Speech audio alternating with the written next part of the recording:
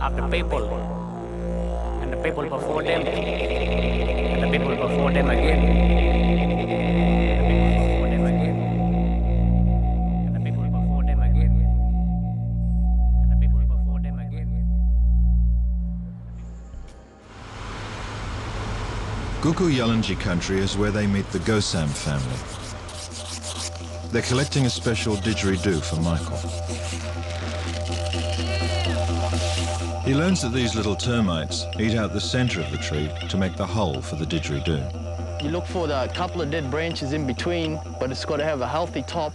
They haven't made it to the top yet, that's why it's still nice and green and flush.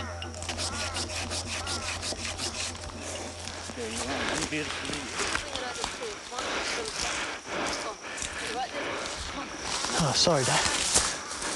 Forgot.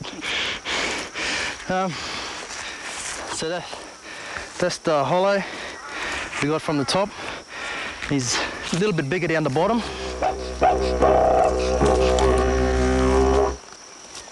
Well, that's going to be a good didge. Yeah, you can hear the sound already.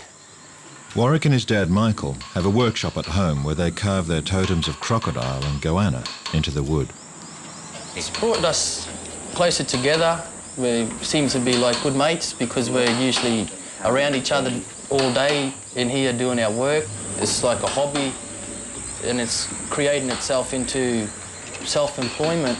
And if we do good, in a few years' time, we'll be able to open up places for the young kids to, you know, take them out and teach them how to carve didgeridoos and teach them how to go out in the bush and chop didgeridoos. Like, there's a whole world out there to experience. Aboriginal art can take you there.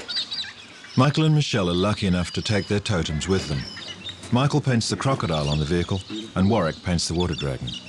They're now starting to feel that the truck is taking on a life of its own.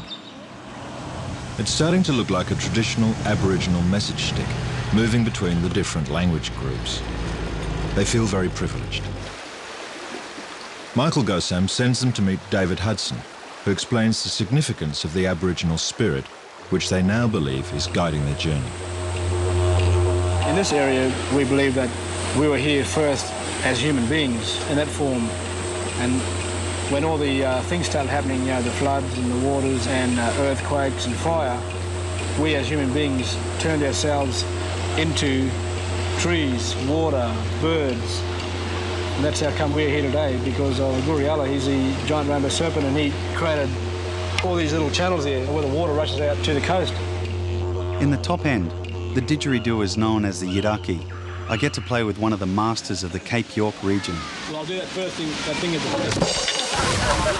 didgeridoo just there. Can you see him in the water? Careful, it's a croc, it might bite. Hey, thanks. David's Yidaki playing and music has taken him all around the world, and he's also a great artist. So I want to just do some handprints for you. These handprints symbolise good spirits, and my spirits travel with you fellas too on your travels. The four hands are painted in red, black, white and yellow as a representation of the different colours of people around the world. Michael and Michelle leave David knowing they're heading into much more traditional land. They cross the Bloomfield River, still in Guku Yalanji country. As they head into more remote country, Michelle becomes curious about how traditional people survived in the bush. This is our yellow walnut. Michelle gets the opportunity to meet Martha, one of a few women who know about traditional bush medicine in this region. So since green mango. Since I was 16, my parents teach me how to look after myself in the rainforest. Also, just learn about bush food as well. Even when you're going out walking in the rainforest, you don't know what you'll come across, like snakes, diarrhea. Also, stinging tree is the most very deadliest plant in far north Queensland. If someone gets hurt in the member of the family, well then there's a plant that can cure it for it.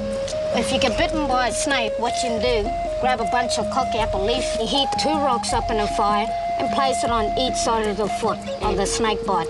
And then place the cocky apple leaf over the snake bite, the heat of the rock and the leaf will jar the venom portion. It's out like a promise. Now this is our pain downers. It's what they do.